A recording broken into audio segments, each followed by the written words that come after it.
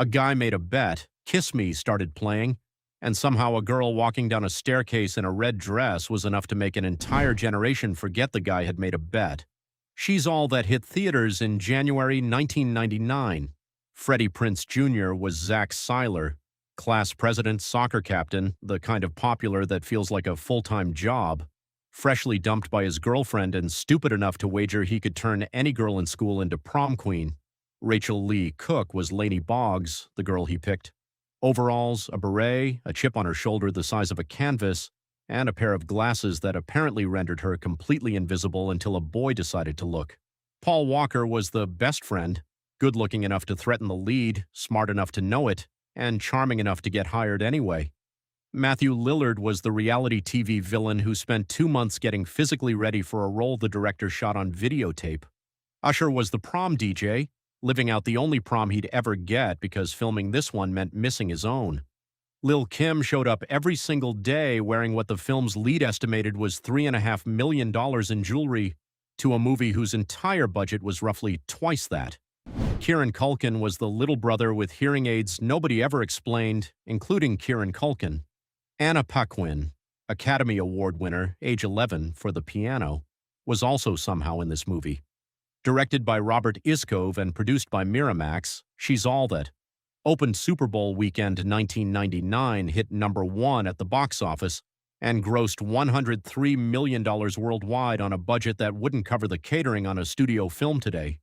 Today we're counting down 15 facts you didn't know about She's All That, the uncredited writer whose fingerprints are on the most important line in the film, the costume department that dressed 100 extras on a single Salvation Army run, and the premiere night that Freddie Prinze Jr. has spent 25 years trying to forget. Before we dive in, hit like and subscribe for more deep dives into the films that shaped us. Let's get into the countdown with number 15. Number 15. Kieran Culkin wore hearing aids for a plot that vanished. Laney's little brother Simon wears hearing aids throughout this entire movie, and the photo of his dead mother on the family wall is his real-life aunt. Those two facts are connected, and neither of them was put there on purpose. Start with the hearing aids. Simon wears them at school, at dinner, at the prom. The film never mentions them, explains them, or uses them for anything. No plot point, no emotional beat, no dialogue. Just there, on his ears, for 95 minutes, unexplained. Audiences assumed it was a quiet, creative choice to include a character with a disability without making it his whole personality. That would have been thoughtful. Nobody told Kieran Culkin why his character was wearing them. He's been asked about it for over 2 decades. In an interview with the Daily Beast in 2014, he said, "It's one of those movies that always seems to be on, and I only know that because friends are always telling me, and then they'll ask, 'Why did you have hearing aids?' And I'll be like, 'I genuinely have no idea.'" Then in a 2024 Esquire video interview, he finally explained what actually happened, and it's somehow more chaotic than the mystery. They told him the character would be deaf with no dialogue. He said great, he knew some sign language, it would be interesting. Then they changed it. He'd wear hearing aids at school but use sign language at home, and they'd established that in the first scene. They shot it. Then they scrapped the deaf storyline entirely, but kept the hearing aids because they'd already set them up on camera. And then, as Culkin put it, it will just never be referred to again. 3 decisions, each one undoing the last. The hearing aids stayed because nobody wanted to reshoot the day they'd already used to establish them. That's the whole explanation. The framed portrait of Laney and Simon's dead mother, the emotional anchor of their whole backstory, is a photograph of actress Bonnie Bedelia, Holly Gennaro from Die Hard. The woman Bruce Willis spent an entire movie trying to save. Bonnie Bedelia's birth name is Bonnie Bedelia Culkin. She is Kieran Culkin's real aunt. Number 14. Weinstein tried to cut the scene. Everyone remembers. Harvey Weinstein wanted to cut the prom dance. He didn't understand why everyone in the scene knew the choreography. Test audiences were confused. Bob Weinstein asked the same questions. Director Robert Iscove, a Juilliard graduate who had choreographed the 1973 film of Jesus Christ Superstar and directed Peter Pan on Broadway with Sandy Duncan, pushed it through specifically to show the Weinsteins what a musical sequence could do in a film. Here's the kicker. The costume budget for the entire sequence was essentially zero. Costume designer Denise Wingate told Interview magazine, We had no budget, so we had to be really creative. Everything in that prom scene was white, black, and gold, and we got it all from the Salvation Army and just completely reworked it. Every suit, every dress, every corsage on every extra, thrift store, stripped down, recut, dyed, reassembled, and put on 100 people. Wingate had a psychology degree, not a fashion degree, and she used it. She worked out Laney's entire pre-makeover wardrobe by figuring out why a girl who lost her mother young would build her clothing like armor, every eccentric layer a defense, every quirky hat a barrier.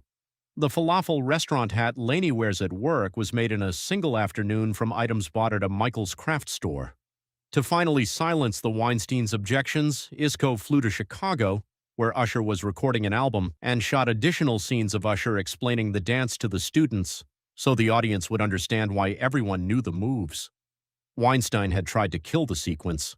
Isco made him pay to save it. Number 13. Brock Hudson was shot like reality TV on purpose. Matthew Lillard had a condition before he'd sign on to play Brock Hudson.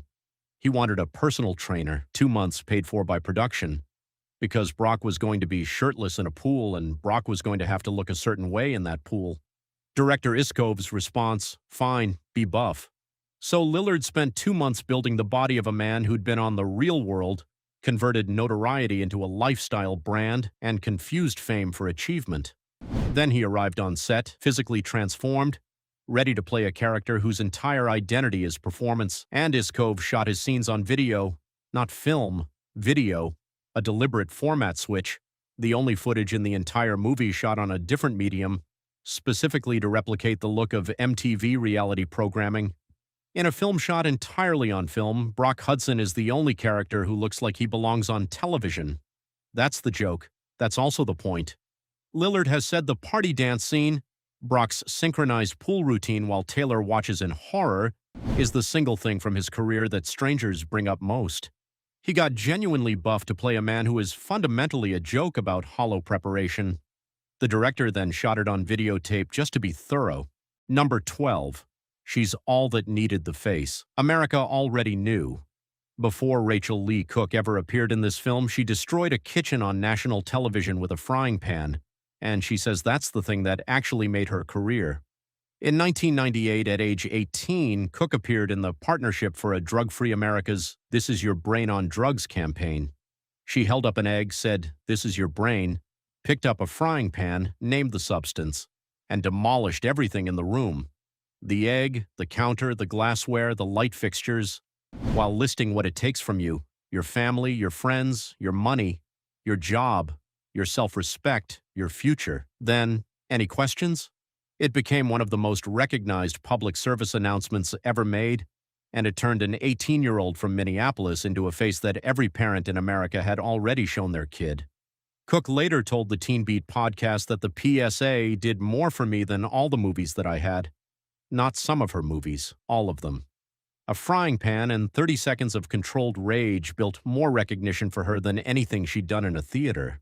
Harvey Weinstein cast her based on her work in the 1998 film All I Want to Do, but the reason her face worked in the staircase reveal, the reason an audience could believe a girl the whole school overlooked, is because they already knew that face. They'd watched her take apart a kitchen and mean every word of it. Number 11. She's all that gave Usher the prom he missed. 2 of the people at the center of the prom sequence had never been to a prom. Not because they didn't want to go, because filming had taken that away from both of them. Usher was 17 when he was cast as the school DJ. He told the Daily Beast in 2014, "The prom scene was the most eventful for me. I was able to live my high school prom experience through filming because I wasn't able to attend my own prom." Rachael Leigh Cook said the same. She'd missed her own prom, and most of the normal high school experience, because of acting. So on the night they shot it, both of them were getting the only version of the thing they were going to get. A fake prom with 100 extras performing a Fatboy Slim routine they didn't understand, while the director argued with a studio about whether the scene should exist at all. Cook's memory of meeting Usher that day, she arrived at the set and he said, "Hey, pretty girl." She looked around the parking lot to make sure he was talking to her. He was. It made her day. Number 10. Lil' Kim wore half the movie's budget. Harvey Weinstein cast Lil' Kim as a personal favor and did not brief director Robert Iscove on who she was. Iskov told the Daily Beast he was unaware of her career in hip-hop until near the end of the shoot. His description of her on set, this sweet young thing: every day she arrived in a stretch limousine.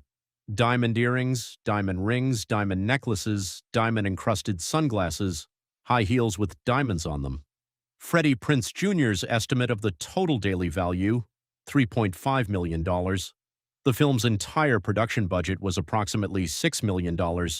She was wearing more than half of it on her body every single day while the costume department was reassembling thrift store finds in the next room. She was one of the most prominent names in hip-hop in 1999. The director of the film she was appearing in found this out weeks after she'd been on set because the man writing the checks forgot to mention it. Iskov's response when he finally understood who she was: "Thank God I didn't know about this before." Prinze Jr.'s response: he told the Daily Beast he wished he had some rap talent. Number 9. Sarah Michelle Gellar cameoed on one condition. It's 1998. Buffy the Vampire Slayer is in its 3rd season and at the center of American television culture. Sarah Michelle Gellar is the biggest star on TV. She's also close friends with Freddie Prinze Jr. They'd met on I Know What You Did last summer, hadn't immediately gotten along, then slowly became close. She visited him on set during She's All That. Director Iskov asked if she'd do a cameo. She said yes, on one condition. She would not say a single word, not one line, not thank you, not no, nothing. Iskov told Cosmopolitan he still doesn't know why. He took the deal because it's Buffy and she's right there, and she appears in the cafeteria scene, silently passes a pepper grinder, and walks away. The biggest TV star of 1999 in a movie for free, performing nothing. Years later, Gellar addressed it on Instagram: "I think you really understood that my character did not want pepper." She and Prinze Jr. didn't officially start dating until early 2000, after a dinner where a mutual friend's flight was canceled and they ended up alone. They've been married since September 2002. The director who talked her into the cameo later officiated their wedding. The most recognizable face on television in 1999 agreed to be in this film on the condition that she would not perform. Her future husband used that cameo to get her into his biggest movie. She passed a pepper grinder and went home. Number 8. The song that failed until she's all that saved it. Sixpence. None the Richer released Kiss Me in July 1998. It entered the Billboard Hot 100 at number 90 and dropped off the chart the following week. Not a slow fade, a full departure. Commercially dead. Then the film used it. The song re-entered the chart at number 91 and kept climbing. It peaked at number 2 in America, blocked from the top spot by Ricky Martin's Livin' La Vida Loca, which is the most 1999 sentence imaginable. Number 1 in Australia, number 1 in Canada, the 6th best-selling single in America for all of 1999. In Italy, the film wasn't released as She's All That, it was released as Kiss Me, in English, because no Italian title conveyed what the movie meant. The song had become the film had become the song. Sixpence None the Richer was a Christian alternative rock band from New Braunfels, Texas, a small town near San Antonio, not the kind of place you'd expect to launch a pop phenomenon. The song was written in a Dutch motel during a European tour. One slow-motion staircase descent took a song that had already failed and turned it into the sound of an entire generation's most remembered movie moment. The band went on hiatus in 2004. Kiss Me is still playing somewhere right now, probably at a wedding, probably making someone cry, and they couldn't tell you which film it came from if you asked. Number 7, the Super Bowl weekend gamble that made She's All That number 1. Miramax made She's All That for approximately $6 million, then spent $18 million telling people to go see it. The advertising budget was 3 times the cost of the film, more to promote it than it cost to write, cast, shoot, and edit the entire thing. And they opened it Super Bowl weekend, which every Hollywood playbook calls the worst possible time to open a movie. Here's the thing. The target audience was teenage girls. Teenage girls were not watching the Super Bowl. They had nowhere to go. And every television in America was already running the $18 million worth of ads Weinstein had bought. The film grossed $16.1 million in its opening weekend alone, number 1 at the box office. It went on to $103.2 million worldwide, the biggest opening in Miramax's history at that point, for a studio that had just won Best Picture for Shakespeare in Love. Director Iskov found out about the $18 million spent after the film was already in theaters. His response, "If I had half of that to make the movie, that would have been great." He made the film.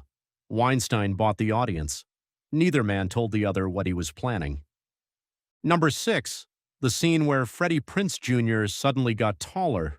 Freddie Prinze Jr. can do approximately 6 reps of hacky sack. The scene required Zach Seiler to be genuinely skilled enough that Laney Boggs would stop what she was doing and watch. So production brought in a world champion. The man stood 6 feet 4 inches tall. Prince is 6 feet 1. Prince explained it to E! News in 2024. "The first 3 hits are me, and then I grow from 6'1" to 6'4", 6'5". That guy was a champion." Watch the scene. The first 3 kicks are Prince. Then the performer gains 3 inches. Then it becomes genuinely impressive. The cut is invisible if you're not looking, and apparently nobody was for a quarter century. Here's what the scene does in the film. It's the moment Laney stops walking past Zach and starts watching him. The hacky sack sequence is the entire premise of the bet made physical, a popular guy revealing something unexpected, a girl noticing it against her better judgment.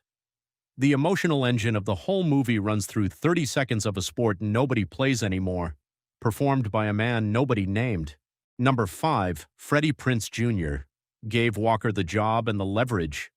Freddie Prinze Jr. was in the casting session when Paul Walker auditioned for Dean, Zach's best friend. Walker had been in Meet the Deedles. He knew he wasn't a name, clear-eyed enough about it to say so directly in the room. "You probably don't want the best friend to be better looking than the lead." Prince liked him immediately, not just the audition, the person.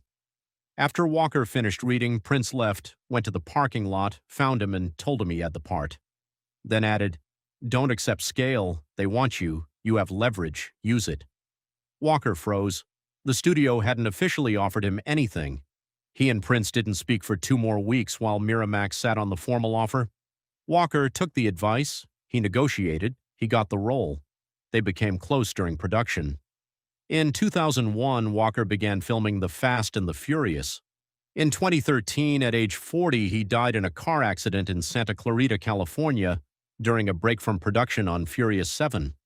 Prince has spoken about him carefully and rarely since. In 1999, in a parking lot outside a casting session, the film's lead handed a stranger the part before the studio could, then handed him the leverage to negotiate for it. Walker took both. It was the first real thing that went right for him. Prince was in the room when it started. Number 4, the iconic red dress. Wasn't the dress. The staircase. The red dress. Laney Boggs descending while Zach Seiler's expression does all the work 1,000 words couldn't. That image is in every retrospective, every anniversary piece, every best of list. Parodied in not another teen movie with surgical precision. The moment that defined Rachael Leigh Cook's career in a single slow-motion shot. She filmed it in the wrong dress. The main red dress was unavailable the day they shot the reveal. The stunt doubles version was available, smaller, cut for a different body, a full size too tight. Cook put it on and couldn't breathe, not uncomfortably, literally. The dress restricted her chest to the point where a full breath wasn't possible. She told Entertainment Tonight in 2019, "I'm in the second dress just going like, to get down the stairs, just without breathing, say some words and then we'll be done." The slight stiffness in her posture as she descends, the held quality in her upper body, the careful precision that reads as Laney's nervous uncertainty, the girl who doesn't know yet how she's supposed to move in this version of herself. That's not performance. That's an actress managing her oxygen on a staircase. The dress was designed to land like a flare. The tension that made it land was not a creative choice. It was just a girl who couldn't breathe, making it look like something else entirely. Number 3, She's All That's Best. Scene had an uncredited writer. R. Lee Fleming Jr. wrote the screenplay. His is the only name in the credits. Here's what the credits don't say. M. Night Shyamalan did a substantive uncredited rewrite before production.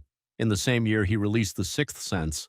He contributed the hacky sack performance art sequence, the graduation streak. the emotional texture of the father-daughter relationship, and as Fleming himself confirmed to the Daily Beast, the line where Laney confronts Zach about the bet. The line that stops the film cold. That line is the hinge of the entire movie. The moment the rom-com stops being comfortable, where Laney stops being a project and becomes a person who has been wronged, where the audience stops rooting for the premise and starts needing the apology to be real. Shyamalan wrote it. His name is on nothing. Then Iskov brought Fleming back to rewrite Shyamalan's draft because Shyamalan had smoothed away the teenage vernacular. Fleming wrote the way teenagers actually talked. Shyamalan wrote the way a filmmaker thought they did. So Fleming rewrote the rewriter, and the film went into production with 3 layers of authorship the cast knew nothing about. Freddie Prinze Jr. cried after every single take of that confrontation scene, every cut already tearing up. Rachael Leigh Cook told the Daily Beast it rocked him. He wept on a teen rom-com set, in front of the full crew, repeatedly. He didn't know who wrote the line. He didn't know the director had rebuilt the script around it twice. He just felt it land every time and couldn't stop it from getting to him. The line was written by a man whose name isn't on the film, delivered by an actor who didn't know that, and it's the reason the movie still holds up, which is a strange thing to owe to someone who was never officially there. Number 2, Freddie Prinze Jr. became a star on the worst day. Freddie Prinze Sr. was 22 years old when he died on January 29, 1977. His son was 10 months old. She's All that opened in wide release on January 29, 1999, the anniversary of his father's death, 22 years later to the day. Prinze Jr. told the Daily Beast oral history that they released the film on the anniversary of his father's death, and that January 28th was a hardcore thing for him to process at that time in his life. He told Kevin Pollak he didn't think he could go to the premiere. Pollak's wife, Lucy, talked him into the car. What Weinstein communicated to him, that it didn't matter what day it was, and that he was going to the premiere of the movie. He went. He sat in the theater on the anniversary of his father's death and watched the film that was about to make him a star. He has seen it once, that night, in that frame of mind. He told the Daily Beast, "I've only seen the film once, and it was in that weird frame of mind, so I've never really gotten the opportunity to properly appreciate it. The film made him a star overnight. He's seen it once." Number 1, the best dancer at prom chose to stand still. The prom sequence in She's All, that is the film's defining moment. The one Harvey Weinstein tried to cut. The one assembled from Salvation Army finds. The one Iskov flew to Chicago to justify. The one Usher and Rachael Leigh Cook both treated as their only real prom. By every measure, the budget spent fighting for it, the cultural footprint it left, the number of teen movie prom scenes that came after trying to replicate it, it's the thing the film is remembered for. Dule Hill didn't dance in it. Hill had been tap dancing since he was 3 years old. By the time he was cast in She's All That, he had understudied Savion Glover on Broadway in The Tap Dance Kid, then taken over the lead role for the 16-month national tour, and performed on Broadway in the original cast of Bringin' Da Noise, Bringin' Da Funk alongside Glover again. He was recognized by people in the dance world as the kind of tap dancer you say with the emphasis on the second syllable, not just someone who taps, but someone who does something with it. He arrived on She's All That to play Zach's friend Preston. The producers wanted him to tap dance in the musical number. He said no. He told Dance Teacher magazine the reason, "I didn't feel comfortable with the idea of me, an African American, just dancing without any backstory as a tap dancer." The character hadn't been established as a dancer. It was his first big film. He didn't know what to do, so he called Gregory Hines. Hines told him, "They hired you as an actor. Just go and act." He told the producers he wouldn't dance. It worked out fine. He stood at the prom in a tuxedo. He watched. So the sequence that defined the film was assembled without its most qualified performer lifting a foot. The hacky sack scene has a world champion hidden inside it, and there you have it. 15 facts about She's All That. Which of these hit hardest? Tell us in the comments. And tell us which film we should wade into next. Like and subscribe if you haven't already, so you don't miss the next one. Until next time.